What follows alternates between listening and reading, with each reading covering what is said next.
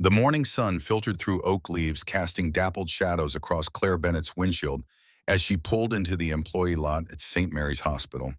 Her blue Toyota Camry settled into its usual spot, the engine ticking as it cooled. She sat motionless for 30 seconds, fingers still gripping the wheel, mentally preparing for another 12-hour shift in a place where suffering was measured in vitals and discharged in prescriptions. The podcast she'd been listening to, a true crime series about a nurse who'd saved a child from trafficking, faded as she cut the ignition. Strange how those stories always felt distant, like they happened in some other America where ordinary people stumbled into extraordinary circumstances. Claire grabbed her thermos, checked her reflection in the rearview mirror, brown hair pulled into a practical ponytail, minimal makeup eyes that carried 4 years of carefully managed grief, and stepped out into the Portland morning. Sean. Mary's rose before her, 7 stories of concrete and glass that had become more familiar than her own apartment. The automatic doors whooshed open, releasing the hospital's signature cocktail of antiseptic coffee and something indefinable that smelled like worry. Linda stood behind the reception desk, silver-streaked hair pulled into its customary bun bifocals perched on her nose as she sorted through admission forms. "Morning, Claire. Ready for another day in paradise?" Claire managed a smile, adjusting the strap of her shoulder bag. "As ready as I'll ever be." Linda's expression shifted, dropping into that conspiratorial tone she used when sharing gossip that bordered on genuine concern. "Careful today. Word is there's trouble brewing. Hell's Angels and some rival crew have been spotted around the city. Hospital security sent out a memo about increased vigilance." The words registered but didn't quite penetrate Claire's morning routine armor. Gang violence was background noise in Portland, something that happened in neighborhoods she drove past but never through. "Those things don't usually touch us here."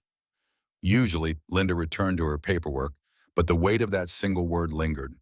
The third-floor nurse's station hummed with the familiar chaos of shift change.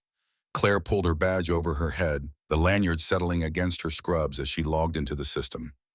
The overnight report scrolled past a 72-year-old with pneumonia showing improvement, post-surgical monitoring for a hip replacement, the usual parade of human fragility seeking repair. Her phone buzzed. Unknown number. She declined the call and pocketed the device. The morning proceeded in its established rhythm. Claire checked on Mr. Patterson, whose oxygen levels had stabilized overnight. She updated charts, administered medications, offered reassurance to families who wore exhaustion like ill-fitting coats. Each task provided its own small satisfaction, a problem solved, a comfort given, a crisis deferred. Her phone buzzed again. Same unknown number. This time she heard breathing before the line went dead. "Everything okay?" Sarah, one of the younger nurses, paused beside the medication cart. "Wrong number, probably."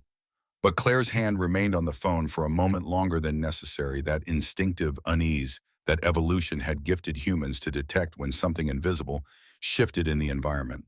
The third call came at 10:30. This time only silence greeted her hello, but the silence felt occupied, deliberate. She hung up and turned off her ringer. Emergency called at 11:45. They needed assistance with intake standard procedure when the ER got overwhelmed. Claire headed down, her comfortable Nikes squeaking against freshly waxed linoleum, passing walls, decorated with inspirational posters about healing and hope that nobody really looked at anymore. The examination room felt smaller than usual, crowded by the presence of the man standing beside the gurney. He was tall, maybe 6'1", with the kind of build that spoke of manual labor and gym time in equal measure. His leather jacket showed years of wear, scuffed and creased in ways that told stories he'd probably never share.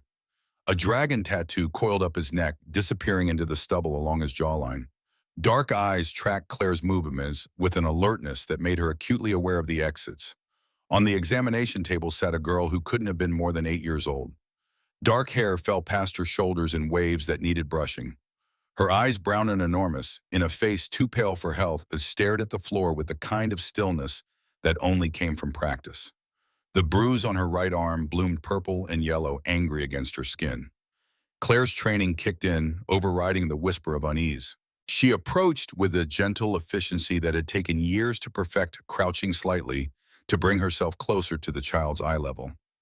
"Hi there, I'm Nurse Bennett. What's your name, sweetheart?" The girl's eyes flickered toward the man, then back down. Her voice emerged barely above a whisper. "Mia." "That's a beautiful name." Claire kept her tone light, non-threatening. Can I take a look at your arm? I'll be very gentle. The man stepped forward and Claire caught the full force of his presence. She fell off her bike. Just need to make sure nothing's broken. Claire nodded, maintaining professional neutrality, while her instincts began cataloging inconsistencies.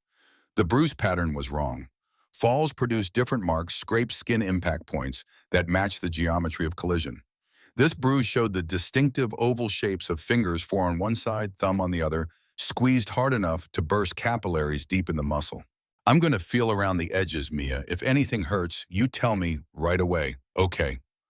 The girl nodded and Claire began her examination with practiced gentleness. Her fingers traced the contours of the injury, noting how Mia tensed whenever the man moved. Professional assessment merged with maternal instinct. Claire had spent enough time with traumatized children to recognize fear's body language. How did you fall? Off my bike. The words came automatically rehearsed. Where were you riding? Mia's shoulders hunched inward, making herself smaller. I don't remember. Claire continued her examination, pushing up the sleeve to check for additional injuries. Her breath caught. Older bruises marked Mia's upper arm, fading yellows and greens that formed a timeline of repeated trauma.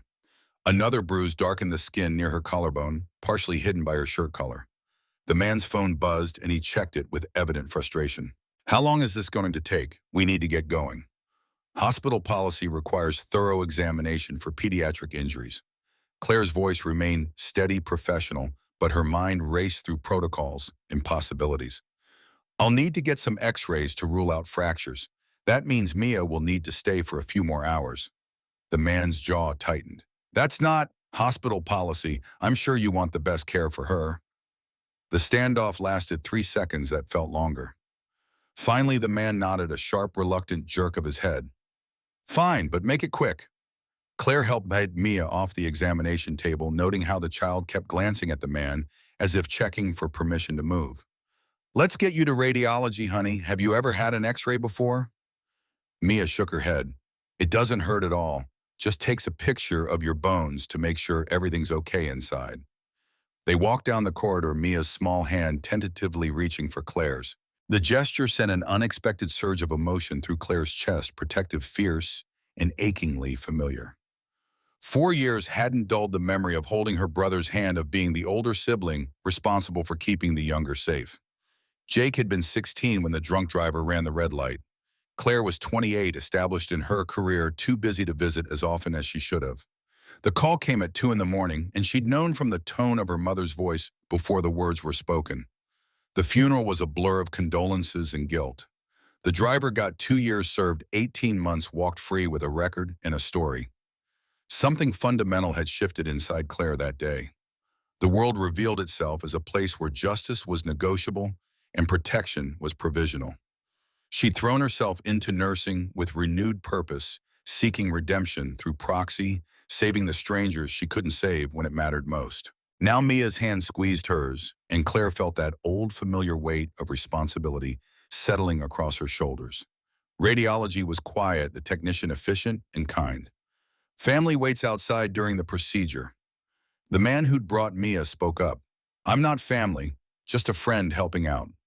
The technician's eyes narrowed slightly, professional suspicion kicking in, but she nodded. Then you'll definitely need to wait outside. Radiation protocols. Alone with Mia behind the lead line door, Claire helped position the girl's arm. Mia, can you tell me what really happened? The girl's eyes filled with tears that she fought to contain. Please don't let them take me. The bad men. They want to hurt my dad. Claire's pulse quickened. Who are the bad men? Not Derek. He's trying to help, but the others. They took us both. They said if my dad doesn't do what they want, I'll never go home. The words tumbled out in a rush, and Claire felt the ground shift beneath her feet. This wasn't domestic abuse. This was something worse, something that pulled innocent people into undertows they couldn't escape. Where's your dad now? I don't know. He went away for work. The bad men knew he was gone. That's when they came. The technician knocked on the door, oblivious to the confession that had just altered Claire's understanding of everything. Ready for the scan? Claire squeezed Mia's shoulder. I'm going to keep you safe, I promise. The x-ray took 3 minutes. The wait for results would take 20. Claire led Mia back to a private examination room, her mind racing through options and obligations. The hospital suddenly felt less like a sanctuary and more like a way station between one danger and another. Derek was pacing the hallway when they emerged, his phone pressed to his ear. He saw them and ended the call abruptly. Results? Still waiting. Mia will need to stay for observation regardless. That's not going to work. His voice dropped urgent and low. We need to leave, now. I can't discharge a child with suspected injuries without proper... You don't understand. Derek stepped closer and Claire caught the edge of desperation in his expression. They're coming. The people who took us. They told me to bring her here, make sure she got checked out, then bring her back. If I don't... He pulled up his jacket, revealing a shallow knife wound across his ribs, the edges red and angry. This was just a warning. Claire's mouth went dry. Who are they? Crimson Serpents. Rival gang. They grabbed Mia to send a message to her father. I'm just a low-level guy, wrong place at the wrong time. They forced me to bring her here because they knew it would look suspicious if she was suddenly okay after being missing. They want proof she's being taken care of, proof they can use as leverage. Her father, Victor Castellano, Devil's Reaper MC. You've probably heard of him. She had. Motorcycle clubs were part of Portland's landscape, mostly staying in their territories, occasionally making headlines when violence spilled into public view. Devil's Reaper was one of the larger clubs with a reputation that carried weight in certain circles.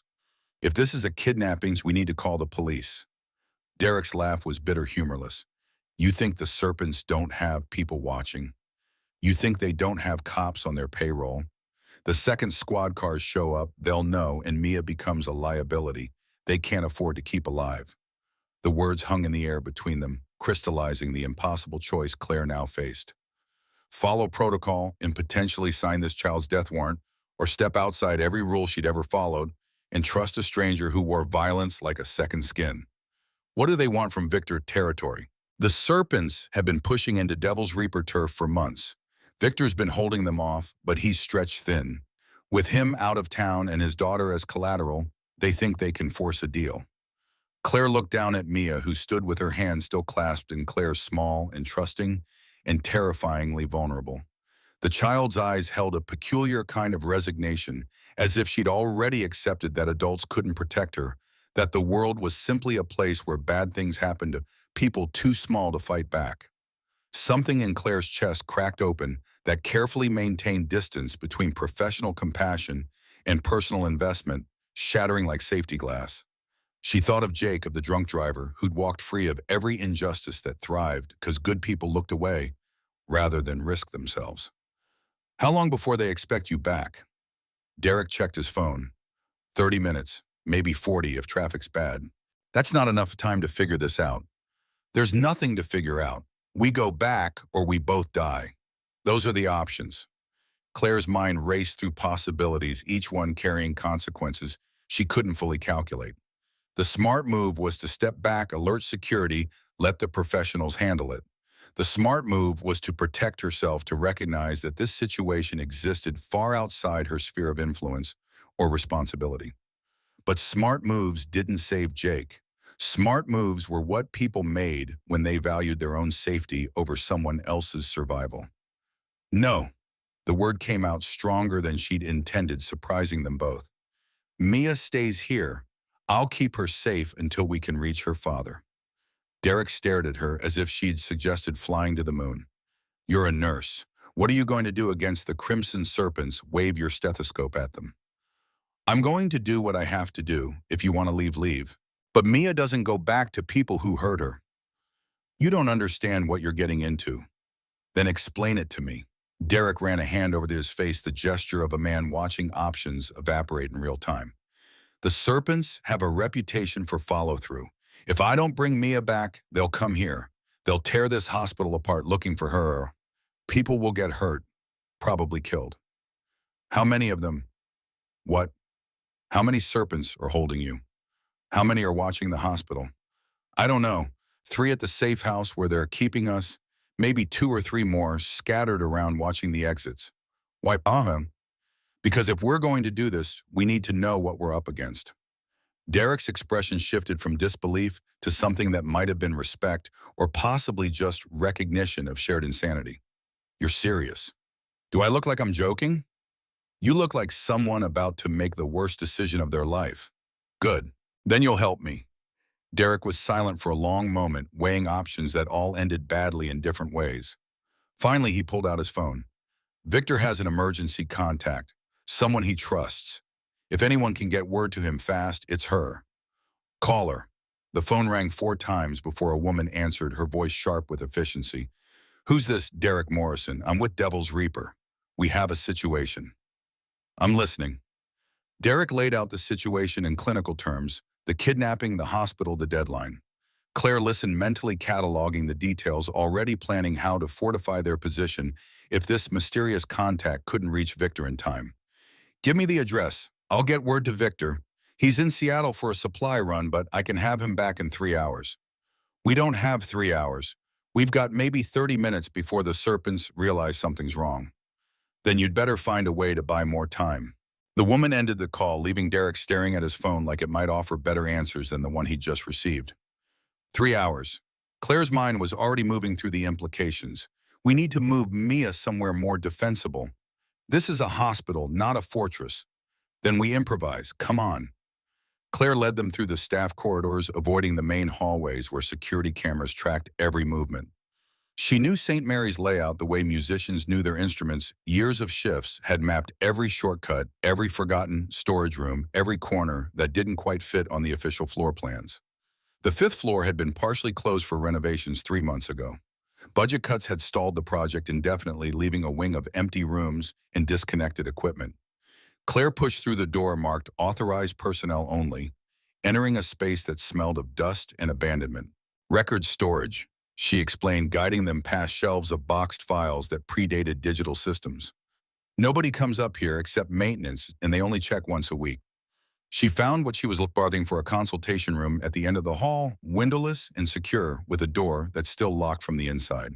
The furniture was outdated but functional, the kind of institutional pieces that outlasted their intended purpose through sheer stubbornness. We'll wait here. If they come looking, it'll take time to search the whole building. Derek positioned himself near the door, his body language shifting into something more tactical, more dangerous. If they find us, I can hold them off for maybe 2 minutes. After that, we're on our own. Mia tugged on Claire's sleeve, her voice small and frightened. Are the bad men coming? Claire knelt down, meeting the girl's eyes with as much confidence as she could manufacture. Maybe. But Derek and I won't let them hurt you, I promise. My mom used to promise things too. Then she died. The words carried a weight that no 8-year-old should have to bear, a premature understanding that promises were just words people said to fill the space where hope used to live. What happened to your mom? Car accident, 2 years ago. That's when Dad joined Devil's Reaper. He said he needed a family and they became ours. Claire's heart ached for this child who'd learned too young that safety was temporary and family was whatever you could piece together from the wreckage. Your dad loves you very much. That's why these bad men took you, because they knew it would hurt him. Does that mean it's my fault? No, sweetheart, none of this is your fault. Sometimes bad people do bad things and the only fault belongs to them. Derek's phone buzzed. He checked it and his expression went cold. Text from Jace. He's asking where we are. Who's Jace? The serpent who's been running this operation. He's not patient and he's not forgiving. Don't answer. If I don't answer, he'll know something's wrong. Then tell him the x-rays are taking longer than expected. Medical delays. Happens all the time. Derek typed out a response, his thumbs moving quickly across the screen. The reply came back almost instantly. He says we have 15 minutes. After that, he's coming to get us himself. Claire checked her watch. 2:15. Victor was still hours away. The police were off the table. Hospital security consisted of 2 elderly guards who probably never faced anything more threatening than a shoplifter in the gift shop. They were alone. All right, Claire's voice steadied as she made peace with decisions that couldn't be unmade. We lock this door. We stay quiet. If they find us before help arrives, we fight. With what? Derek gestured at the empty room. Our winning personalities.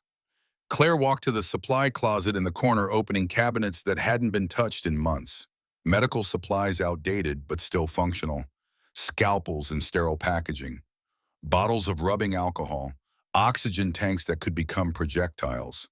The tools of healing repurposed for violence if necessary. We use what we have. She handed Derek a scalpel, then took one for herself, the weight of it foreign and terrible in her palm. This was insanity. This was career suicide. This was possibly actual suicide if the Crimson Serpents were as dangerous as Derek claimed. But Mia was looking at her with those enormous brown eyes, holding on to the last threads of hope that adults could be trusted to keep their promises. And Claire found she couldn't walk away. Not from this child, not when she'd already failed one person she'd sworn to protect. If I'd been there the night Jake died, would it have changed anything? She'd asked herself that question 1,000 times, knowing the answer was probably no.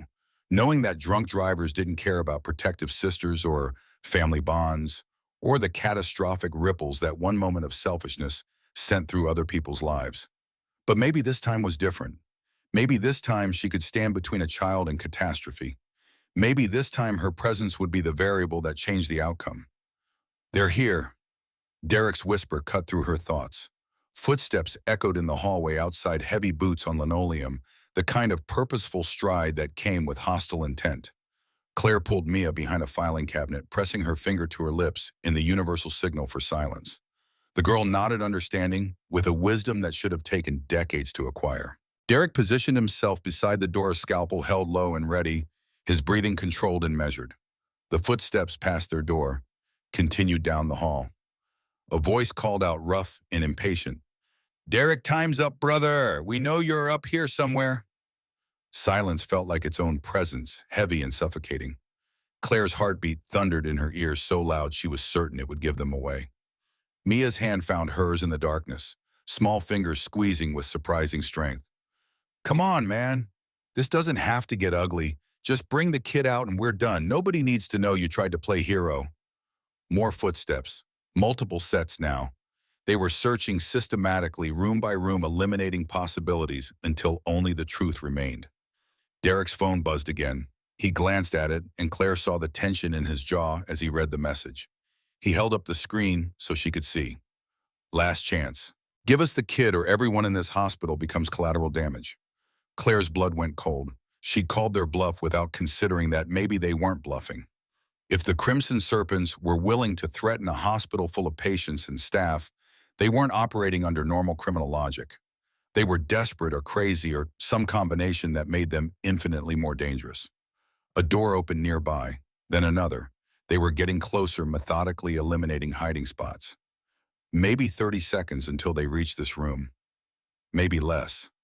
Derek met Claire's eyes in the dimness, and something passed between them, a recognition that they'd both made choices that led to this moment, that they'd both drawn lines they couldn't uncross, that whatever happened next would define who they were in ways that couldn't be undone. "I'm going to step out," he whispered. "Create a distraction.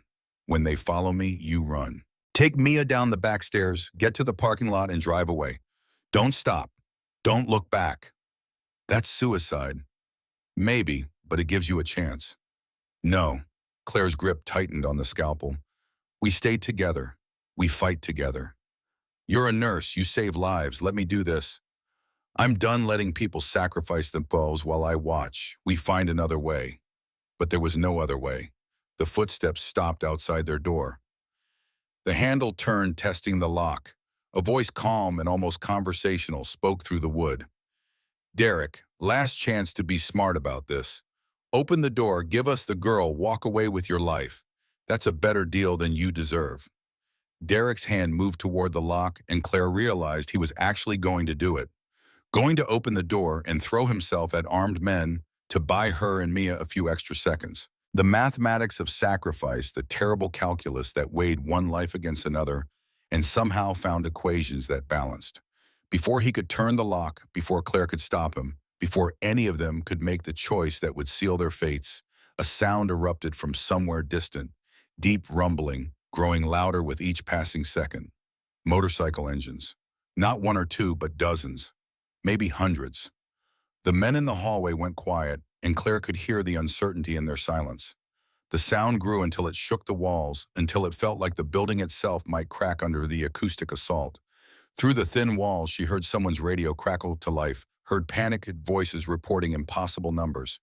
"Holy shit! There's at least 200 of them. Devil's Reaper. They're surrounding the building.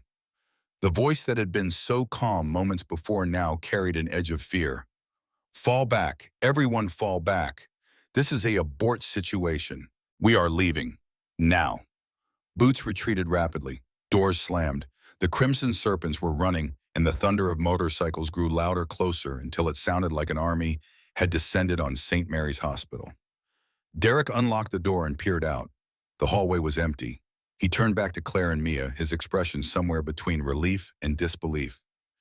Victor came back, and he brought everyone.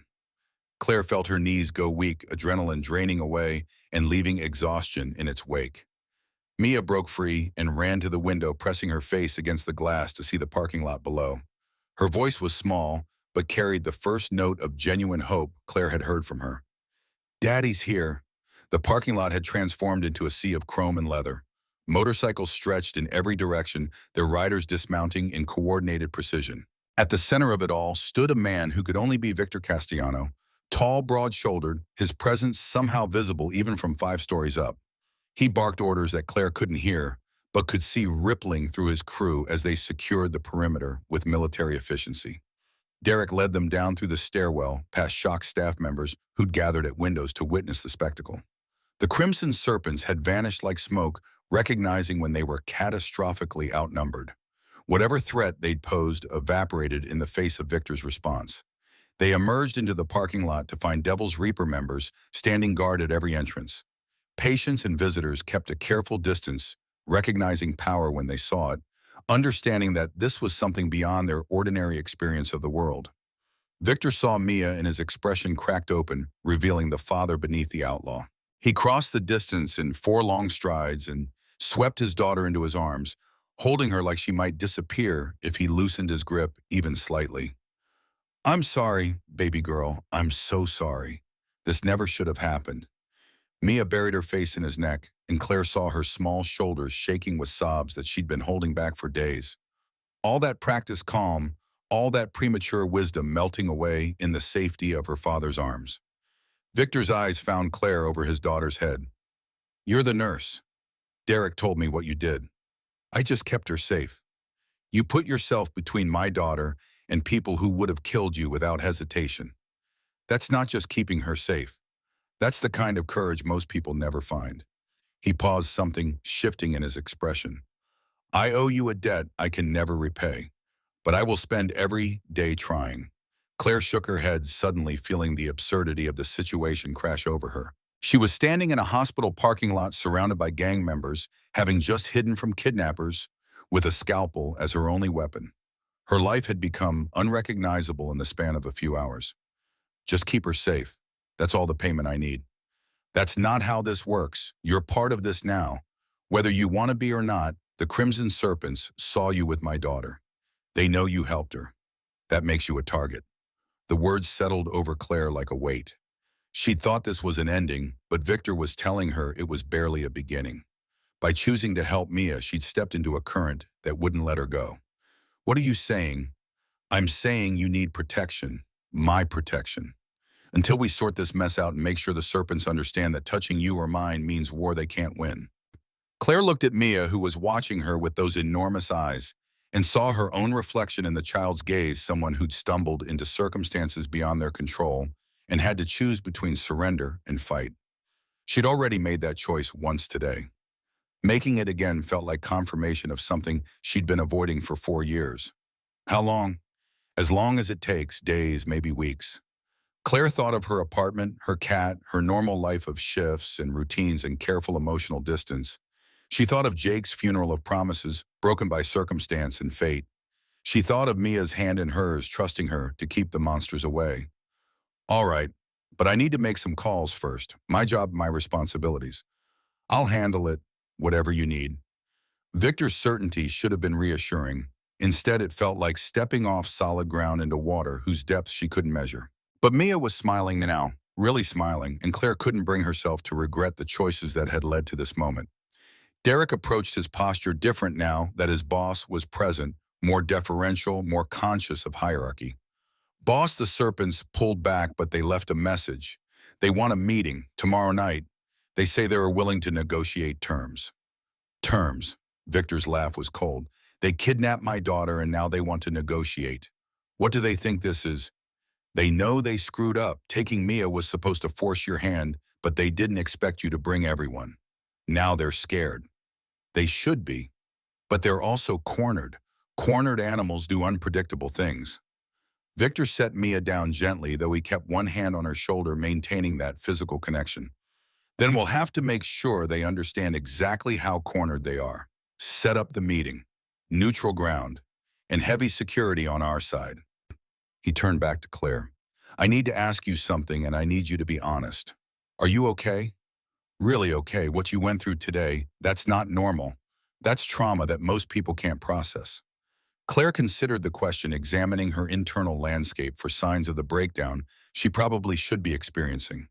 But instead of panic or regret, she found something else, a clarity she hadn't felt since before Jake died. A sense of purpose that came from knowing she'd stood for something that mattered. I'm okay. Better than okay, actually. For the first time in 4 years, I feel like I did something that mattered. Then maybe we can help each other. You need protection. Mia needs someone who understands what it means to put her safety above everything else. He paused, vulnerability flashing across his face. I need someone to show me how to be the father she deserves. Not just the father who can keep her alive, but the one who can help her have a real childhood despite everything else. I'm a nurse, not a miracle worker. But you're someone who gave a damn when it would have been easier to look away. That's rarer than you think. Sirens approached in the distance, the inevitable response to a hospital parking lot full of motorcycle gang members. Victor's crew began mounting their bikes, a coordinated withdrawal that suggested extensive practice. Within 60 seconds, only Victor, Derek, and a handful of others remained. We need to go before the police arrive, and this turns into something official. Will you come with us? To the compound. I promise you'll be safe there. Claire looked up at St. Mary's, at the hospital that had been her sanctuary for 4 years. She thought about walking back through those doors, returning to the routine that had served as armor against feeling too much or caring too deeply. The idea felt suffocating. I'll need to grab some things from my apartment. We'll go together. You drive your car, we'll follow. Nobody touches you while you're under Devil's Reaper protection. The convoy that accompanied Claire back to her apartment building was both absurd and oddly comforting. Her sensible Camry followed by a dozen motorcycles turning heads at every intersection. Neighbors peered through curtains as she packed a bag with clothing, toiletries, her laptop. Pepper the cat meowed protests about disrupted routine until Claire left extra food and water, knowing that one of these bikers would somehow end up checking on the cat, because that's apparently what her life had become. The drive to Victor's compound took 30 minutes through Portland suburbs, ending at a property that looked simultaneously normal and fortress-like. High fences, security cameras, but also a well-maintained lawn and flower beds that suggested someone cared about appearances. The main house was large, but not ostentatious, the kind of place that wouldn't draw attention from anyone who wasn't looking closely. Inside, Claire met the woman who'd been on the phone with Derek, Magdalena Torres, though everyone called her Maggie. She was shorter than Claire expected, maybe 5'4", with silver-threaded dark hair pulled into a practical ponytail. Her eyes carried the kind of sharp intelligence that came from years of reading situations and people. So you're the nurse who gave my ex-husband's crew fits by refusing to be sensible. Maggie's smile took any sting out of the words. Welcome to chaos. Ex-husband, 10 years divorced, still friends, still business partners in the ways that matter. It's complicated, but it works. She led Claire to a guest room that was surprisingly comfortable, clean, modern, with its own bathroom and a view of the garden. You'll be safe here. Victor doesn't make promises lightly, and he's got 200 reasons to make sure nothing happens to you or Mia. What happens now? Now we wait. The Serpents want to meet, but they're still processing that they picked a fight they can't win. Tomorrow, Victor will hear their terms, decide if they're worth listening to, and then we figure out the next steps. And if they're not worth listening to, Maggie's expression hardened. Then we remind them why Devil's Reaper has held this territory for 20 years. But let's hope it doesn't come to that. Wars are expensive, and they create collateral damage nobody needs. She left Claire alone to unpack, but before she closed the door, she turned back. What you did today, protecting Mia, even though you had every reason to walk away, that means something in this world. People don't forget that kind of loyalty. Alone in the room, Claire sat on the edge of the bed and let the events of the day catch up with her. 12 hours ago, she'd been drinking coffee and checking vitals. Now she was in a motorcycle gang's compound, under protection from criminals who'd become unlikely allies responsible for a child who'd somehow claimed a piece of her heart. Her phone buzzed. Linda, her supervisor, responding to the message Claire had sent about taking emergency leave. Whatever you need, stay safe. Safe. The word felt elastic, its meaning stretched beyond recognition. She wasn't safe by any conventional definition. She was deeper into danger than she'd ever been. But she already felt more alive than she had since Jake's funeral, more connected to the world and its stakes. A soft knock at the door preceded Mia's appearance. The girl wore clean clothes now, and someone had brushed her hair. She looked younger without the weight of fear hanging over her. Mom Claire, the title came out tentatively, testing to see if Claire would accept it. Yes, sweetheart. Thank you for not letting them take me. Claire held out her arms and Mia came to her, settling against her side with the kind of trust that was both humbling and terrifying. I couldn't let that happen. You deserve someone to stand up for you. Nobody ever has before. Except Dad. And now you. They sat together as the sun set beyond the window, painting the sky in oranges and purples. Somewhere in the compound, Victor was planning strategy with his crew. Somewhere in the city, the Crimson Serpents were regrouping, calculating their next move. And somewhere in Claire's chest, something that had been frozen for 4 years was finally beginning to thaw. The world had revealed itself to be more complicated than she'd pretended. It was full of people who straddled lines between legal and moral, between dangerous and protective. Victor was a criminal who loved his daughter. Derek was an enforcer who tried to save a child at risk of his own life. Maggie ran a network that operated in shadows but pulled people toward light. And Claire, sensible, careful Claire, who'd built walls around her heart to avoid another loss like Jake, had somehow become someone willing to fight with a scalpel against armed men because a little girl needed a champion. She looked down at Mia, who was starting to doze against her shoulder, and felt the weight of new promises settling over her. She'd told this child she would keep her safe.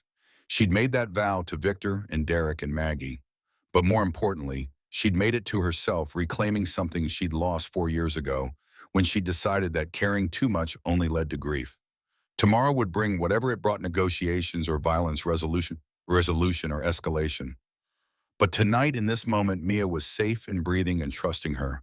And that, Claire realized, was everything that mattered.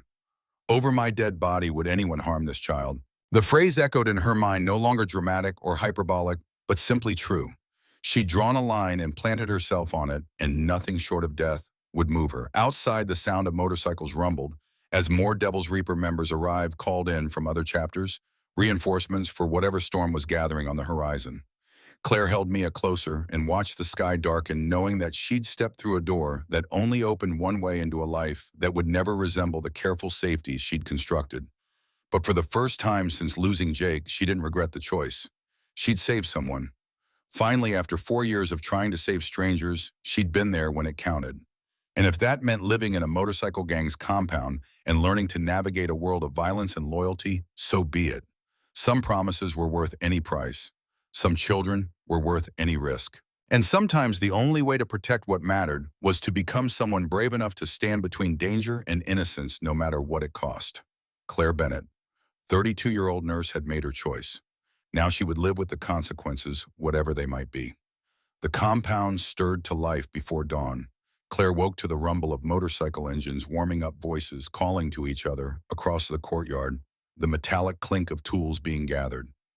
She'd slept fitfully, dreams full of footsteps in hallways and doors that wouldn't lock, waking every few hours to check that Mia was still breathing in the bed across from hers.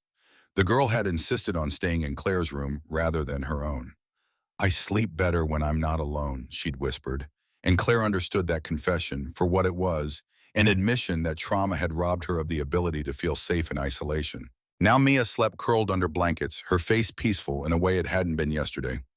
Claire slipped out quietly, following the smell of coffee, down to the kitchen, where she found Maggie already awake, laptop open on the counter, 3 different phones within reach.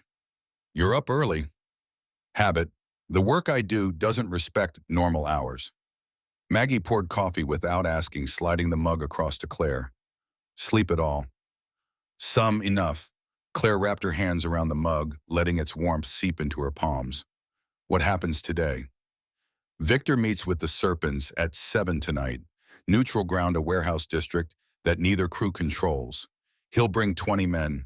They'll bring 20. Everyone will pretend they're civilized while they negotiate terms for not killing each other. Will it work? Maggie's expression suggested she'd seen this play out too many times to be optimistic. Depends on whether Diego Santos is smart enough to recognize when he's lost. He grabbed Mia thinking Victor was weak, spread thin, vulnerable. Yesterday proved he was catastrophically wrong about that. If he's rational, he'll cut his losses and retreat. If he's proud or stupid or desperate, he'll double down. And if he doubles down, then people die, probably on both sides. Definitely civilians who get caught in the crossfire when gang wars spill into public spaces. Claire thought about St. Mary's, about all those patients and staff who'd been oblivious to how close violence had come to their doors. There has to be another way. There are always other ways, but the men who choose this life don't always see them. Maggie closed her laptop, giving Claire her full attention. Tell me something. Yesterday when you decided to protect Mia, what were you thinking? What calculation did you make that ended with you risking your life for a stranger's child? The question probed deeper than casual curiosity. Claire recognized it as assessment, Maggie trying to understand what kind of person had been dropped into their world. I wasn't thinking about calculations. I was thinking about my brother Jake, about how I wasn't there when he needed someone, and how I've spent 4 years trying to make up for that by saving people who didn't need saving as much as I needed to save them. Mia was different. She actually needed me. Not just medical care, but someone willing to stand between her and harm. I couldn't walk away from that, even knowing it might cost you everything, especially knowing that.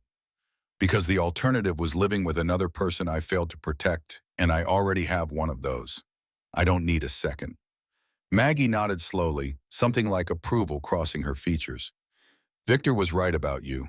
You're going to be good for Mia, maybe good for all of us. I'm just a nurse who made an impulsive decision.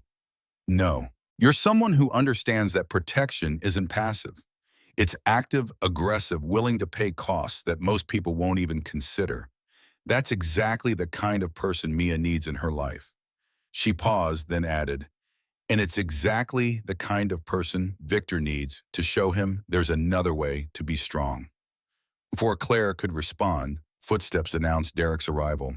He looked better than yesterday, the knife wound dressed properly, color back in his face, moving without the careful stiffness of someone in pain. He poured coffee and leaned against the counter, his presence somehow making the kitchen feel smaller. Boss wants to see you, both of you. Victor's office occupied the back corner of the main house windows, overlooking the garden, where morning light was just starting to touch the flowers. He sat behind a desk that was more functional than impressive papers and laptops competing for space. A map of Portland marked with colored pins that presumably represented territory and threats. He stood when they entered, and Claire noticed the shadows under his eyes that suggested he'd slept even less than she had. Thank you for coming. I wanted to talk before tonight's meeting. Maggie explained the situation. Good. Then you understand this is delicate. The Serpents made a move that failed spectacularly. Now they have to decide whether to salvage their pride or their survival. Diego Santos is the kind of man who values the former more than most people would consider rational. What do you want from him? I want him to leave my territory alone, to accept that grabbing Mia was a mistake and that trying again would be suicide. I want peace not because I'm afraid of war, but because war is expensive and unpredictable and puts people like Mia in danger. But you don't think he'll agree to that? Victor's silence was answer enough. He moved to the window, looking out at his compound, at the life he'd built that was simultaneously fortress and home. Diego and I have history. His sister, Sophia, Mia's mother, left him to be with me. He's never forgiven me for that. When Sophia died 2 years ago, I think part of Diego blamed me.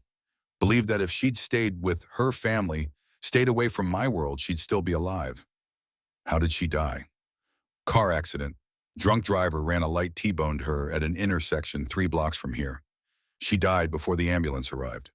His voice carried the weight of grief that time had dulled but not erased. I've replayed that day 1,000 times, looking for the moment I could have changed things. Made her take a different route, convinced her to let me drive her. Something. Anything. Claire understood that particular torture intimately. You can't save people from random chance. You can only try to be there when they need you. But I wasn't there, and now Diego wants Mia because he thinks I'm a danger to her. That my lifestyle, my choices, put her at risk the same way they put Sophia at risk. And maybe he's not entirely wrong.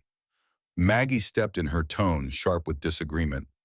Sophia chose you. She chose this life. And she loved Mia more than anything. Don't dishonor her memory by pretending she was a victim of your choices rather than a partner in them. Doesn't change the fact that my daughter is safer away from me. Your daughter is safer with you than in Diego's hands. He doesn't want to protect her. He wants to hurt you through her. There's a difference, Victor turned back from the window, and Claire saw the exhaustion in his expression, not physical tiredness, but emotional fatigue from carrying impossible weight. Tonight I'll offer Diego a deal. He backs off entirely, and I won't retaliate for what he did. Clean slate, fresh start, peace between our crews. And if he refuses, then we prepare for war, and I do everything in my power to make sure Mia doesn't become collateral damage in a conflict that started before she was born. Derek spoke up from his position by the door. Boss, there's something else you should know. Tommy's been acting strange, making calls he thinks nobody notices. Leaving the compound at odd hours. I think we might have a leak. The temperature in the room dropped 10 degrees. Victor's expression went from exhausted to dangerous in the space between heartbeats. You're certain, not certain, but suspicious enough that I have been watching him. If he's feeding information to the serpents, we need to know before tonight. Handle it, quietly. If he's dirty, I want to know what he's told them and why. If he's clean, I want to know why you're paranoid enough to suspect one of our own. Derek nodded and left, and Claire felt the invisible currents of loyalty and suspicion that define this world. Victor ran a criminal organization, but he did it with the same kind of strategic thinking that any CEO employed. The only difference was the stakes in corporate America. Betrayal meant lost profits. Here, it meant lost lives. I need to ask you something. Victor's attention returned to Claire. Last night, after everything that happened, you could have walked away, gone back to your apartment, your job, your normal life. But you came here instead. Why? Because Mia needs stability, and leaving would have told her that adults can't be trusted to keep their promises. But you barely know her. I know she's a child who's been through trauma. I know she needs someone who'll be there consistently, not just in crisis moments. And I know that I'm maybe the only person in her life right now who doesn't have gang politics complicating their relationship with her. Victor considered this, then nodded slowly. I want to hire you, officially. Not just as protection or temporary help, but as Maya's full-time caregiver. Someone who can help her process what she's been through, help her have as normal a childhood as possible given the circumstances. Someone who can teach me how to be the father she deserves rather than just the one who keeps her physically alive. I'm a nurse, not a therapist or a nanny. But you're someone she trusts, someone who proved you'll stand between her and danger. That's more valuable than any credentials. He named a salary that was triple what St. Mary's paid, plus room and board here at the compound, full health benefits, and the understanding that if you ever want to leave, you're free to go. Claire should have felt manipulated, should have recognized this for what it was, an offer designed to bind her more tightly to their world. But when she thought about walking away, about leaving Mia to navigate this life, without someone who understood normal, she couldn't make herself do it. I'll need time to think about it. Of course, take all the time you need. Just know that the offer stands regardless of what happens tonight. A knock interrupted them. One of Victor's men stuck his head in. Boss Detective Chen is at the gate. Says she needs to speak with you about yesterday's incident at the hospital. Victor's expression didn't change, but Claire saw tension ripple through his shoulders. Let her in. Office visit only, no wandering. Detective Sarah Chen entered 5 minutes later, her professional courtesy masking sharp observation. She was shorter than Claire expected, barely 5'6", but carried herself with the kind of confidence that came from years of dealing with people who tried to intimidate her. Her dark eyes swept the office, cataloging details before settling on Victor. Mr. Castellano, Ms. Bennett, thank you for seeing me. Detective, I assume this is about the situation at St. Mary's. Among other things, hospital security reported approximately 200 motorcycles in their parking lot yesterday afternoon. Multiple witnesses saw Devil's Reaper members entering the building armed. 3 Crimson Serpents were treated for minor injuries, none of them willing to file complaints or explain how they got hurt.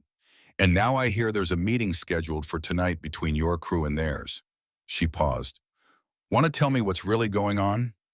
Victor leaned back in his chair, the picture of calm.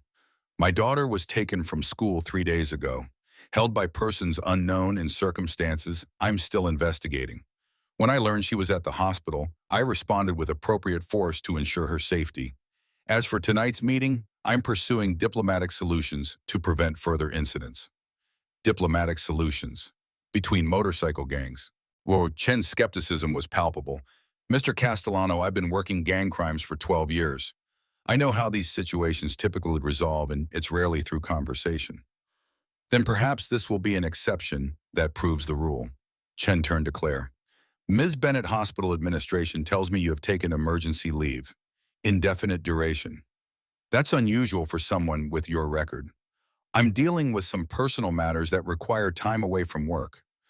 Personal matters that involve living at a motorcycle club compound while gang tensions escalate. She held up a hand before Claire could respond. I'm not judging. I'm trying to understand what happened that made a respected nurse decide to put herself in the middle of gang politics. Claire met Chen's eyes, recognizing genuine concern beneath the professional questioning. I helped a child who needed help. Everything else followed from that decision, including placing yourself under Devil's Reaper protection, including accepting help from people who were willing to provide it when the alternative was being targeted by the Crimson Serpents. Chen processed this, her expression shifting slightly. So you're a civilian caught in the crossfire. That changes things. How? Because it means you might be willing to cooperate with law enforcement if it meant ensuring your safety and Mia's. She pulled out a business card, setting it on Victor's desk. My direct line. If things go wrong tonight, if this diplomatic solution turns violent, call me. Immediately. I'd rather prevent bloodshed than investigate it after the fact. Victor picked up the card, studying it without commitment. Detective, I appreciate your concern, but involving police and gang negotiations typically makes things worse, not better. I'm aware of the dynamics, but I'm also aware that Diego Santos has a reputation for volatility. If he decides tonight is the time to prove something innocent, people could get hurt, including your daughter and Ms. Bennett, which is why I'm bringing 20 of my best people and holding the meeting in a location I control. A warehouse in the industrial district isn't neutral ground. It's Devil's Reaper territory. Diego will know that. It might make him feel cornered. Everywhere in Portland is someone's territory. I'd picked a location where I can ensure security and where collateral damage will be minimal if things go south. Chen stood, her frustration evident but controlled. Fine, do this your way, but know that I'll have units monitoring the area. If shooting starts, we're coming in. And when that happens, everyone goes down. Devil's Reaper, Crimson Serpents, doesn't matter. I won't let gang war turn my city into a battlefield. After she left, Maggie spoke first. She's not bluffing. Chen's built her career on being the cop who actually gives a damn about stopping violence, rather than just arresting people after the fact, which makes her dangerous in a different way. Victor stood, moving to the map on his wall. If police swarm the meeting, Diego might use it as an excuse to claim I set him up. That gives him justification for retaliation. So what's the play? We go forward as planned, but we keep Chen's card handy in case we need it. And we make sure someone's watching for police presence so we can adapt if necessary. Derek returned, his expression grim. Found something? Tommy's been in contact with someone at Crimson Serpents, lots of deleted text, but I recovered fragments. He's been feeding them information about our movements, our numbers, our plans. Victor's jaw tightened. Bring him in, now. 10 minutes later, Tommy stood in the office, confusion giving way to fear as he read the room's atmosphere. He was younger than most of Victor's inner circle, maybe 25, with the kind of nervous energy that came from trying too hard to prove himself. Boss, what's this about? You tell me, Tommy, you've been awfully chatty with people who recently tried to hurt my daughter. The blood drained from Tommy's face. I haven't. Derek held up his phone, showing screenshots of recovered messages. Don't lie, we have proof. Tommy's resistance crumbled. They threatened my sister, said they'd hurt her if I didn't cooperate. I didn't have a choice. You always have a choice. Victor's voice was cold final. You could have come to me, told me what was happening. Let me protect your sister the way I protect all our families. Instead, you betrayed your brothers and put Mia at risk. I'm sorry, I swear I didn't think they'd actually take her. I thought they just wanted intelligence. What did you tell them? Locations, numbers, when you'd be out of town. I swear that's all. I didn't know they were planning a kidnapping. Victor studied Tommy for a long moment, and Claire saw the calculations happening behind his eyes, weighing betrayal against coercion justice, against mercy, the message his response would send to the rest of his crew. You're out, effective immediately. Pack your things and leave. If I see you again, if you come anywhere near my territory or my people, there won't be a third chance. Boss, please. You're alive. Your sister's alive. That's more mercy than you deserve. Take it and disappear. Derek escorted Tommy out, and silence settled over the office like dust. Maggie was the one who finally spoke. That was the right call. Killing him would have made him a martyr. Exiling him makes him an example. Doesn't change the fact that the serpents have been getting inside information for weeks. They know our routines, our weaknesses, our response times. Tonight's meeting could be a trap. So we changed the plan. Different location, different time. Keep them off balance. Victor shook his head. No, we stick to the original plan, but we assume they know everything and prepare accordingly. If it's a trap, we spring it on our terms. He turned to Claire. I need you to stay here tonight. With Mia. The compound will be locked down, 30 men on security. You'll be safer here than anywhere else. What if something goes wrong? What if you don't come back? Then Maggie has instructions. Papers in my safe naming you as Mia's legal guardian. Money and accounts she can access. Everything my daughter needs to have a life outside this world if I'm not around to provide it. The casualness with which he discussed his own potential death struck Claire as both terrifying and heartbreaking. This was his reality. Every confrontation carried the possibility of not coming home, and he'd learned to plan for that contingency the way other parents plan for college savings. She'll need her father more than she needs money or legal documents, which is why I intend to come back. But if I don't, I need to know someone will be there for her who understands what she's lost and why it mattered. Mia appeared in the doorway, still wearing pajamas, hair wild from sleep. Why are you talking about not coming back? Victor crossed to his daughter, kneeling down to her eye level. Just being careful, princess. Making sure all the boring grown-up stuff is handled. You're meeting with the bad men tonight, aren't you? I'm meeting with people who made mistakes. Hopefully we'll work things out so nobody makes any more mistakes. What if they hurt you? They won't. I'm bringing lots of friends, and we're all very good at staying safe. Mia didn't look convinced, and Claire understood why. Adults had been telling her things would be okay for years, and experience had taught her those promises were frequently broken. Sophia had probably promised to come home from her errand that day. Diego had probably promised to protect his niece before using her as leverage. Promises were just words until they were proven through action. Mom Claire will stay with you tonight, and tomorrow when I come home, we'll do something fun. Your choice. Zoo park movies, anything you want. Promise. Victor pulled his daughter into a hug. I promise, and I always keep my promises to you. After Mia went to get dressed, Claire found herself alone with Victor again. You shouldn't make promises you might not be able to keep. I don't intend to break this one. But if something happens, you'll tell Mia that her father loved her more than anything, and that he was trying to build a world where she could be safe. You'll help her understand that sometimes good people have to make hard choices, and that those choices don't diminish the love that motivated them. Claire wanted to argue, but she saw the determination in his expression and recognized it as the same thing she'd felt yesterday when she decided to protect Mia.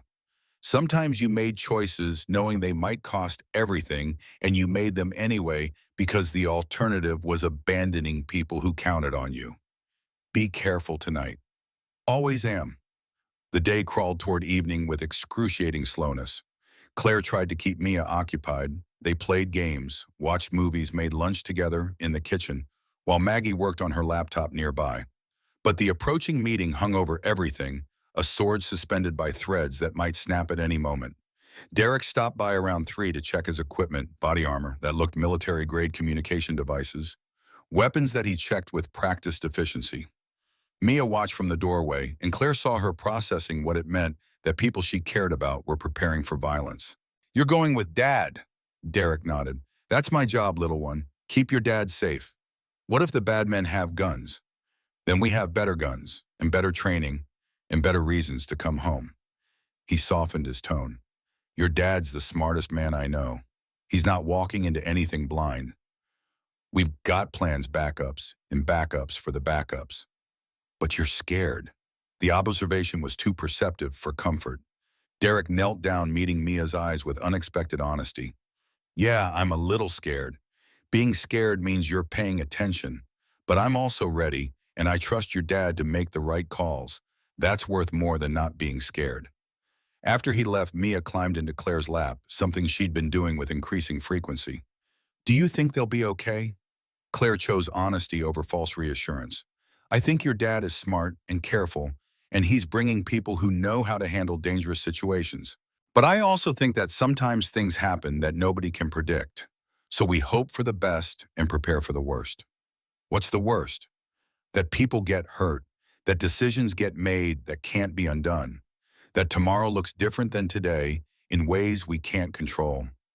That's what happened when Mom died. Everything changed and we couldn't change it back." Claire held her closer, feeling the weight of grief that never really went away, just became something you learned to carry. "Yeah, that's exactly what happened.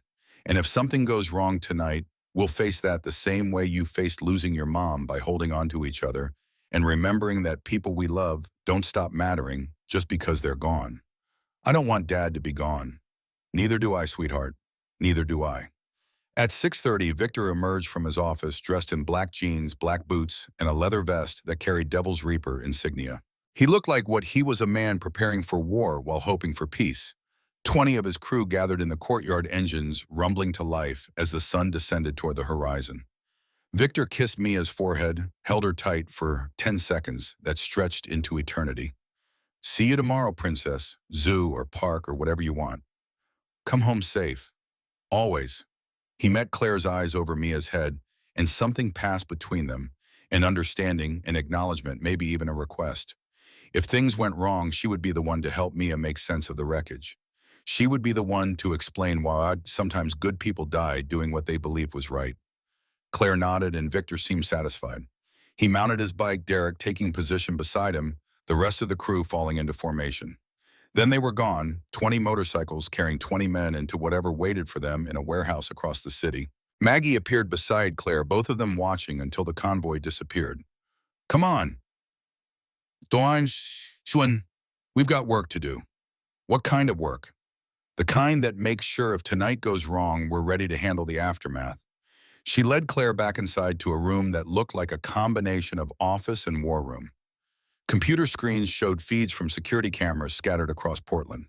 Radio equipment crackled with periodic check-ins from Devil's Reaper members stationed throughout the city.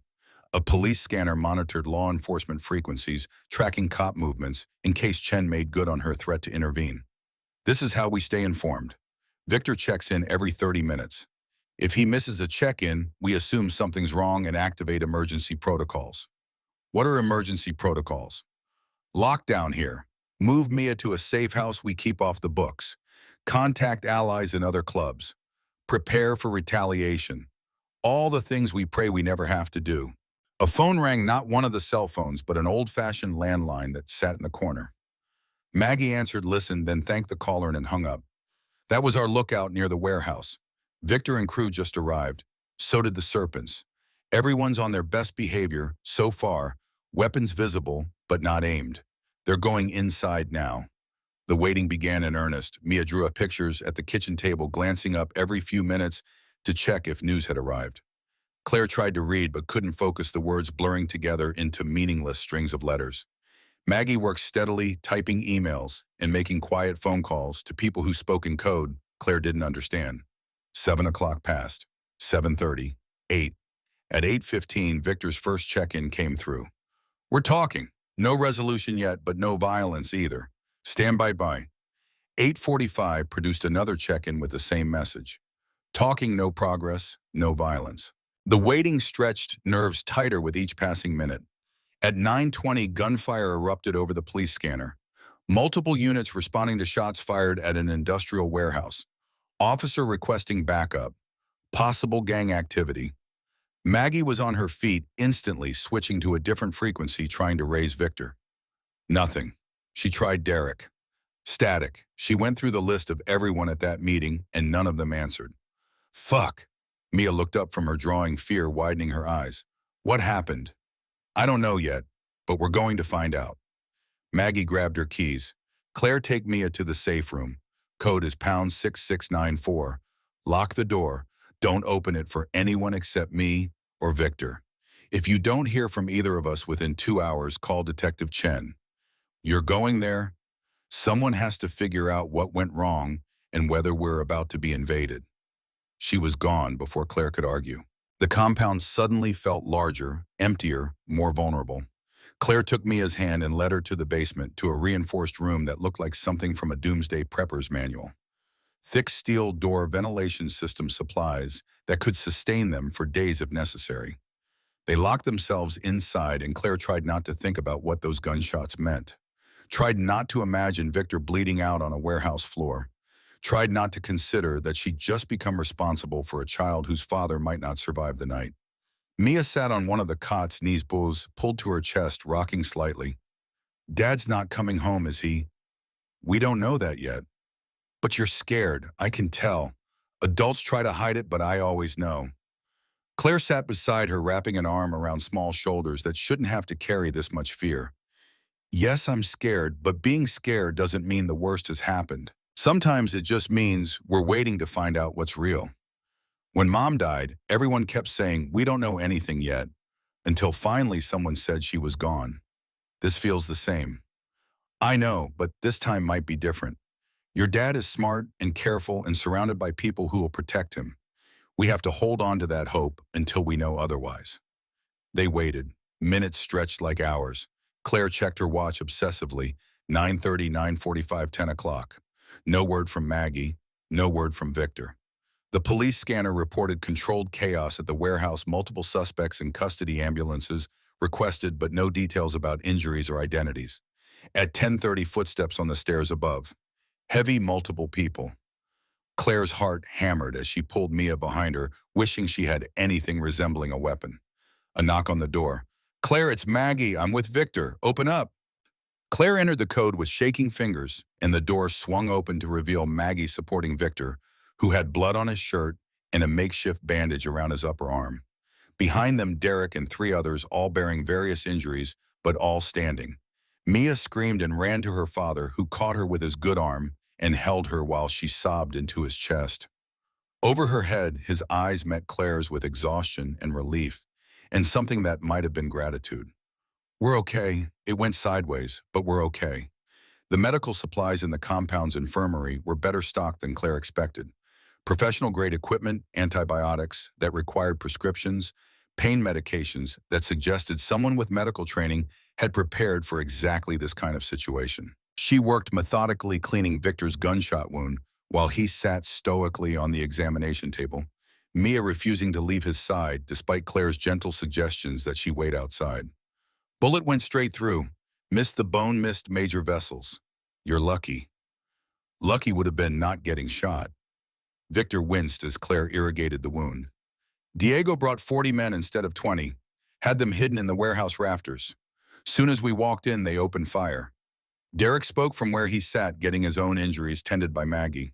We dove for cover behind shipping containers.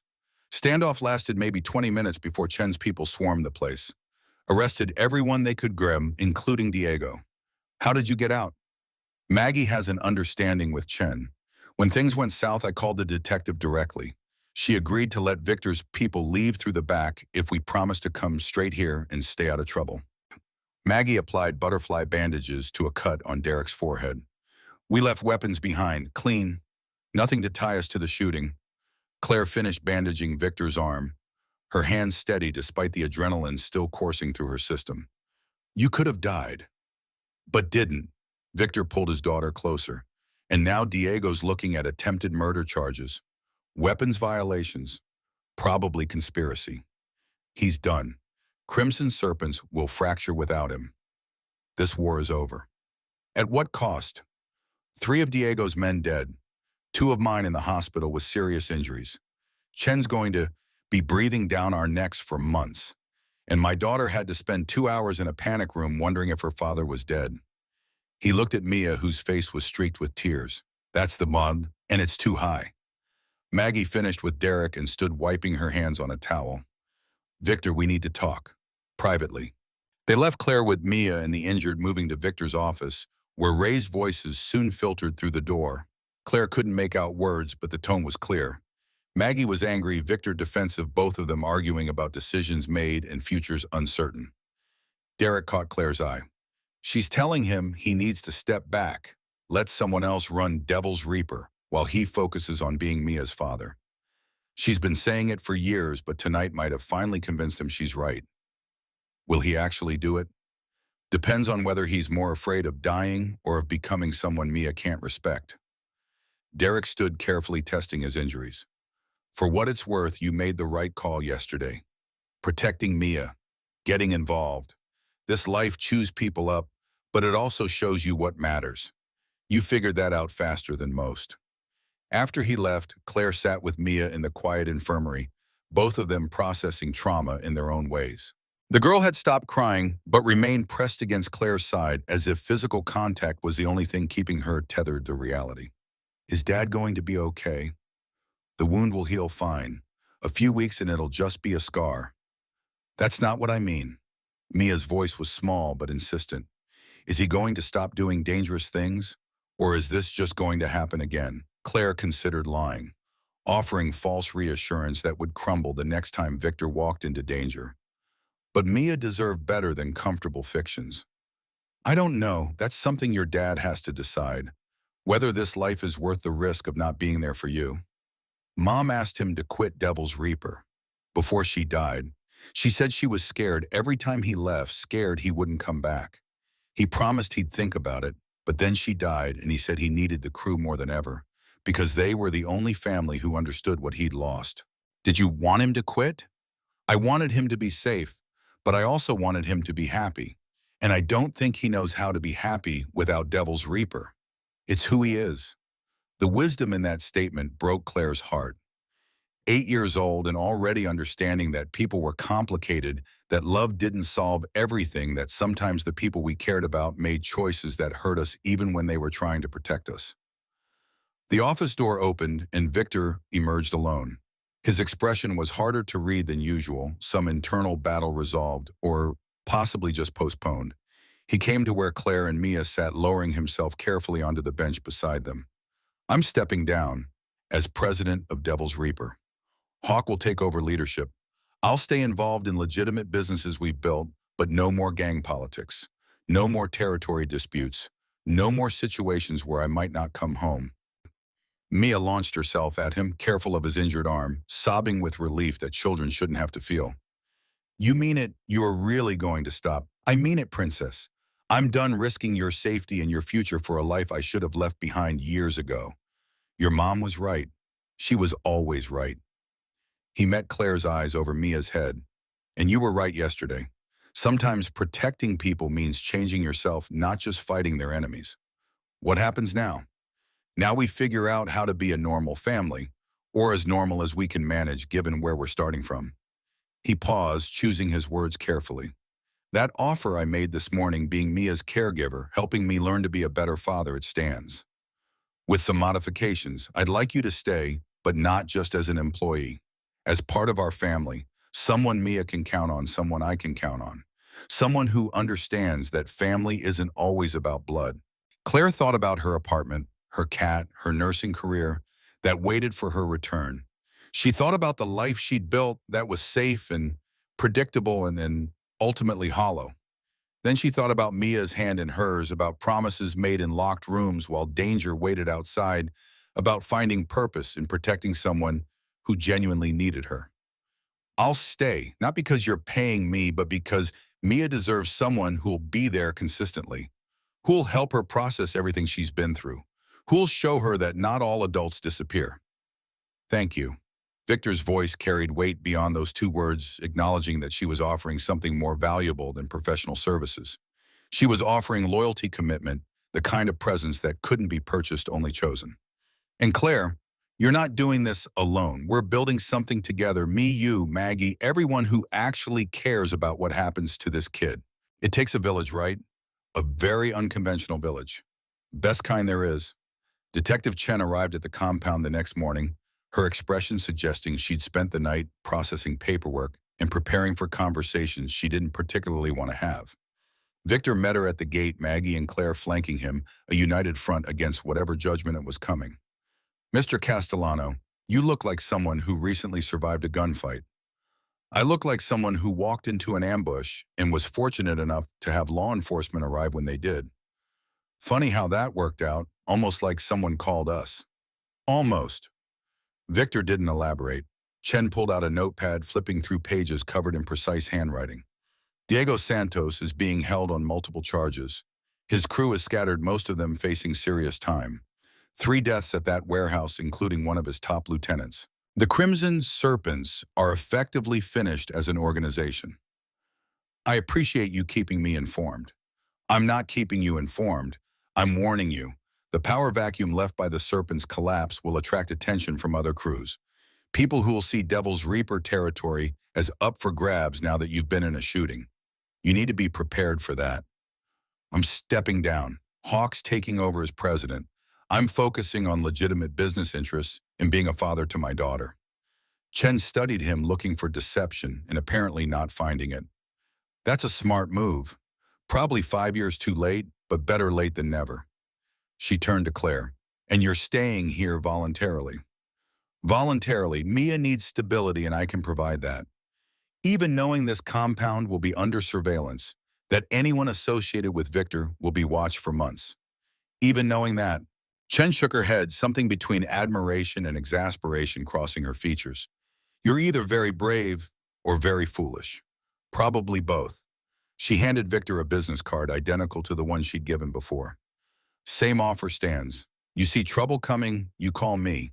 We prevent violence instead of cleaning it up afterward. That's how this works now. After she left, Victor tore up the card and scattered the pieces. Can't be seen cooperating with cops. Even retired presidents have reputations to maintain. But you'll call her if you need to. If I need to. He smiled slightly, which I wish, because I'm done with situations that require calling cops. This is my new life. Boring, safe, focused on things that actually matter. The calls that followed established newish rhythms.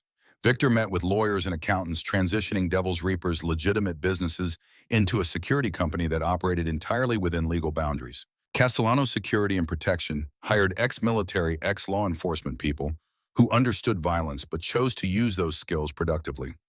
The compound remained headquarters, but the atmosphere shifted: less fortress, more office complex. Derek took a position as head of operations, his combat experience translating well to executive protection and risk assessment. Tommy's betrayal had stung, but it had also revealed gaps in their security that needed addressing. Derek implemented new protocols, background check systems that would catch future moles before they could do damage. Maggie expanded Underground Angels, using profits from the security company to fund safe houses and legal services for domestic violence survivors. She worked tirelessly, her phone always ringing with calls from people who needed escape routes from dangerous situations. Claire sometimes helped, using her medical training to treat injuries that victims didn't want documented in hospital records. Mia returned to school, though Victor arranged for private security to shadow her at a distance. Claire picked her up every afternoon and they'd established routines: homework at the kitchen table, dinner, together, stories before bed. The nightmares came less frequently. The fear faded, gradually replaced by something approaching normal childhood anxiety about tests and friendships rather than kidnapping and violence. 2 months after the warehouse shooting, Claire received a call from St. Mary's. Her supervisor, Linda, voice warm with hope. We'd love to have you back. Part-time if that works better. Your position is still open. Claire stood in the compound's garden, watching Mia play with a soccer ball, and felt torn between worlds. Nursing had been her identity for so long, the career she'd built after losing Jake. But this new life had shown her a different kind of healing, the kind that came from consistency and presence, rather than medical intervention. I appreciate the offer, but I need to decline. I've found something else, something that matters more right now. Helping that little girl. Helping that little girl. Helping her father figure out how to be the parent she needs. Building something that looks like family even though it started in crisis. That's beautiful, Claire. Truly. But if you ever change your mind, we're here. After hanging up, Claire felt a weight lift that she hadn't realized she'd been carrying. The decision had been made fully and finally. This was her life now. Not the one she'd planned, but the one she'd chosen when she decided some children were worth any risk, any sacrifice, any departure from carefully constructed safety. Victor found her there, settling onto the bench beside her with the comfort of someone who'd grown accustomed to sharing space. His arm had healed well, just a scar now that he wore like a reminder of the life he'd left behind. Penny, for your thoughts. Just thinking about choices. How sometimes the ones we don't plan end up being the ones that define us. Any regrets? None, you. Not about stepping down, not about focusing on Mia, not about bringing you into our chaos. He watched his daughter play something peaceful, settling over his features. Sophia would have liked you. She always said Mia needed someone who understood that being strong didn't mean being hard. Someone who could show her that protection and gentleness weren't opposites. Tell me about her. Really tell me not just the facts, but who she was. Victor smiled, memory softening his expression. She was fierce. People saw this small woman with a gentle voice and underestimated her, but she had steel in her spine. When she decided to leave Diego's protection and come with me, half the Crimson Serpents wanted her dead for betraying family. She didn't care. She said family that demanded loyalty through fear wasn't family worth keeping. How did you meet Community Center in the old neighborhood? I was there with Devil's Reaper doing charity work. We used to sponsor youth programs back when we still believed our reputation could be about more than just territory. Sophia was volunteering teaching art to kids who couldn't afford classes. She looked at me like I was worth something beyond my cuts and tattoos. That was rare and valuable. She sounds remarkable. She was, and losing her nearly destroyed me. I poured myself into Devil's Reaper because it felt like the only thing I could control when everything else was chaos. But that just pushed Mia away, made her feel like she'd lost both parents that day. I'm only now understanding what Sophia tried to tell me before she died, that being present matters more than being powerful. Mia ran over breathless and flushed with exercise. Come play both of you. It's more fun with teams. They played soccer in the garden until sunset, painted the sky orange and purple. Claire's sides ached from laughing as Victor dramatically failed to block shots, as Mia celebrated each goal with elaborate dances, as Derek and Maggie joined in and transformed the game into joyful chaos. This was family imperfect, unconventional, built from broken pieces that somehow fit together better than expected. That night, after Mia was asleep, Claire found herself on the compound's porch watching stars emerge. Victor joined her with 2 beers, settling into the chair beside hers with comfortable silence. Derek told me something interesting today. Said you've been taking self-defense classes at the gym, learning to shoot at the range, getting trained in security protocols. I figured if I'm going to be responsible for Mia's safety, I should know how to actually protect her. Not just stand between her and danger, but actively prevent threats. That's smart, practical. He paused. But it also means you've accepted this is your life now, not temporary, not just until things settle down. You're all in. I've been all in since the moment I told those serpents they'd have to go through me. Everything since has just been acknowledging what I already decided. And you're okay with that? With everything that comes with it? Claire considered the question, seriously examining her feelings without the filter of what she thought she should feel. I'm better than okay. For 4 years, I've been sleepwalking through life, going through motions, trying to save people as penance for the one I couldn't save. This is different. Mia isn't penance. She's not a replacement for Jake. She's just a kid who needed someone to care enough to take risks, and caring about her has made me feel alive again. She loves you, talks about you constantly. Mom Claire says this, and Mom Claire showed me that. You've become essential to her sense of safety. The feeling is mutual. They sat in comfortable silence, and Claire felt something shift between them. Not romantic, but familial. The kind of bond that came from shared purpose and mutual respect. They were partners in the work of raising Mia, of building a life that could withstand the trauma both of them carried, of proving that people could change and grow, even after making terrible mistakes. 6 months after Claire walked into that examination room and found a bruised child and a dangerous stranger, life had established new patterns. Victor ran Castellano security with the same intensity he'd once devoted to gang politics, but now his victories were measured in contracts secured and clients protected rather than territory defended. The company thrived, its reputation built on competence and discretion. Derek married a woman named Sarah, a social worker with Maggie's Underground Angels, who understood his past and didn't judge him for it. The wedding was small, held in the compound's garden with Mia as flower girl, and Claire standing up for Sarah because friendship had formed through shared purpose. Victor gave a toast about second chances and redemption that left half the guests in tears.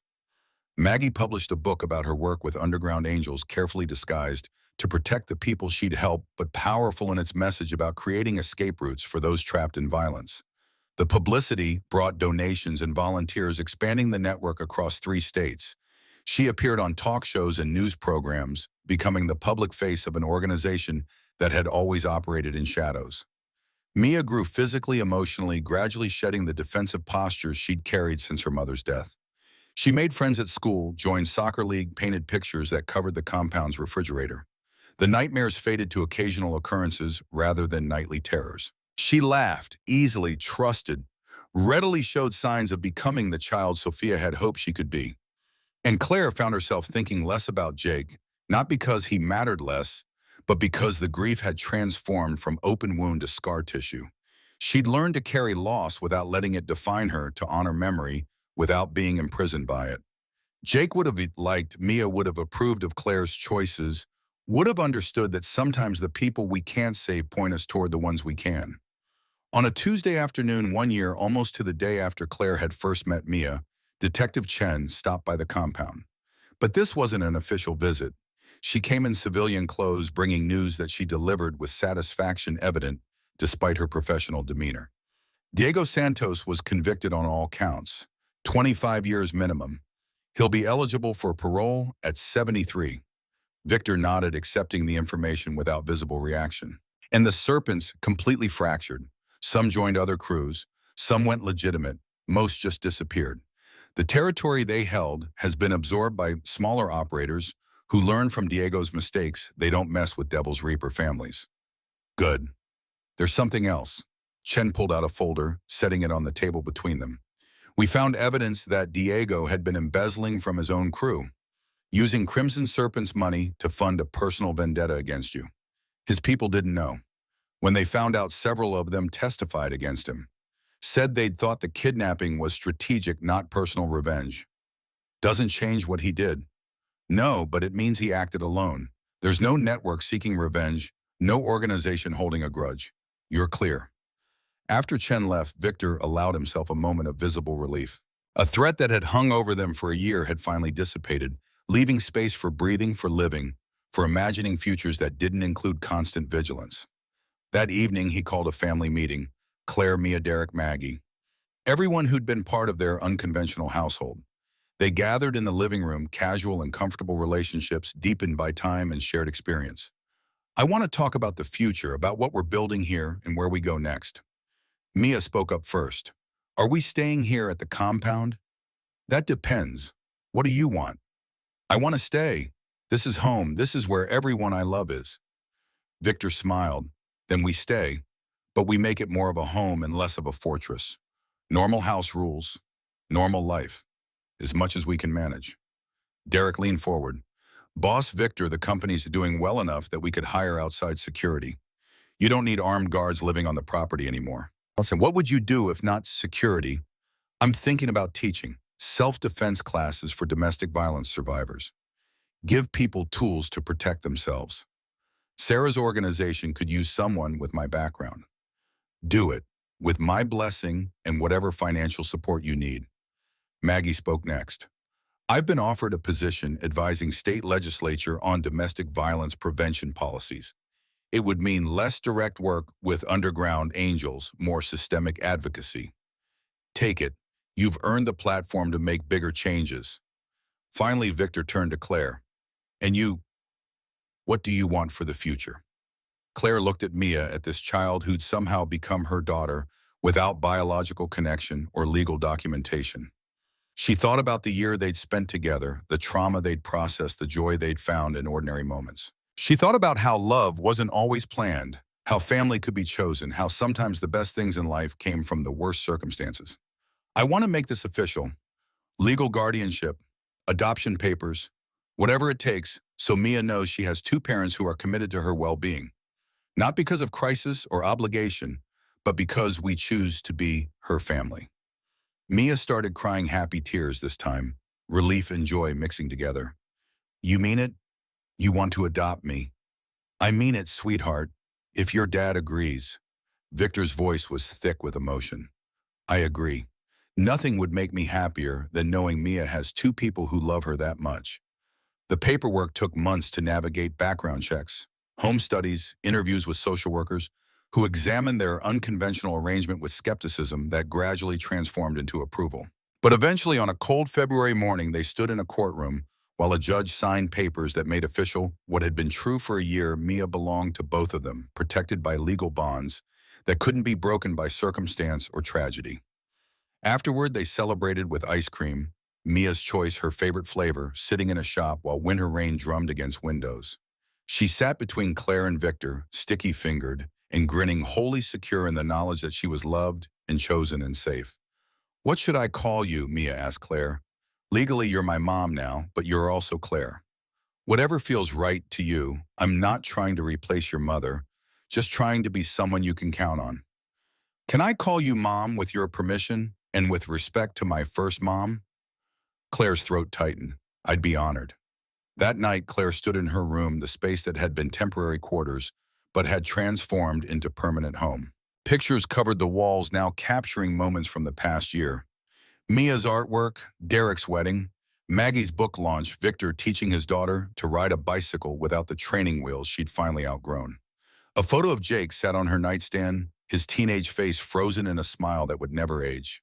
She picked it up, studying features she'd memorized years ago, feeling the familiar ache of his absence without the crushing weight it used to carry. I did it, Jake. I saved someone. Not perfectly, not without mistakes, but enough. She's safe and happy and loved. I think you'd approve. She set the photo down gently, turning to look out the window at the compound that had become her home.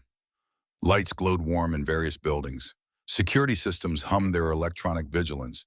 But the atmosphere was different now. Less fortress, more sanctuary. A place where broken people had found ways to heal each other. Victor appeared in her doorway, hesitant as he always was about entering her private space without explicit invitation. Got a minute? Always. He settled into the chair by her desk, and Claire recognized his expression as the one he wore when wrestling with words he didn't know how to say. Finally, he spoke. I wanted to thank you for everything you have done in last year. For Mia, for me, for all of us. You walked into hell and decided to stay, and that's a kind of courage I'm still trying to understand. It wasn't courage, it was just caring enough to make the hard choices. That's what courage is. Not absence of fear, but acting despite it. He paused. Sophia told me once that if anything happened to her, I needed to find someone who could balance my rougher edges. Someone who understood gentleness wasn't weakness. I think she'd be glad I found you. Glad Mia has you. I didn't do it for Sophia, I did it for Mia and for myself. Turns out, saving someone else is the best way to save yourself. Then I guess we all saved each other. After he left, Claire prepared for bed, following routines that had become comfortable. She checked on Mia one final time, finding her daughter asleep with a stuffed animal tucked under one arm, peaceful in a way that had taken months to achieve. Claire adjusted the blankets, kissed her forehead, whispered words that had become ritual. Sleep well, sweetheart. Tomorrow's going to be another good day. She meant it. Tomorrow would be good, and the day after, and the day after that. Not perfect perfection wasn't achievable in any life, let alone one built from trauma and crisis. But good enough, stable enough, loving enough. Claire had spent 4 years believing her best days were behind her, that Jake's death had robbed her of the ability to build meaningful connections. She'd been wrong. The best days were right now lived moment by moment with people who'd become family through choice rather than blood. She thought about the morning a year ago when she'd driven to St. Mary's expecting another routine shift. How the universe had sent her a child who needed protecting and a choice that would alter everything. She'd made that choice without hesitation, driven by instinct and memory and a desperate need to matter. Now standing in her room while her daughter slept peacefully down the hall and her partner in parenthood planned ordinary tomorrows, Claire understood what she'd found. Not redemption because she'd never needed forgiving. Not replacement because lost people couldn't be replaced. Just continuation. Life going on building new connections that honored past losses without being imprisoned by them. Over my dead body would anyone harm this child. That promise had been the beginning. But what followed the daily work of loving and protecting and guiding, that was the real commitment. Anyone could make dramatic gestures in crisis. The true test came in showing up consistently, in choosing presence over safety, in building family from whatever materials life provided. Claire had passed that test. They all had. And tomorrow they would wake up and pass it again because that's what family did. They showed up. They stayed present. They protected each other not just from external threats, but from internal demons that whispered about unworthiness and impossibility.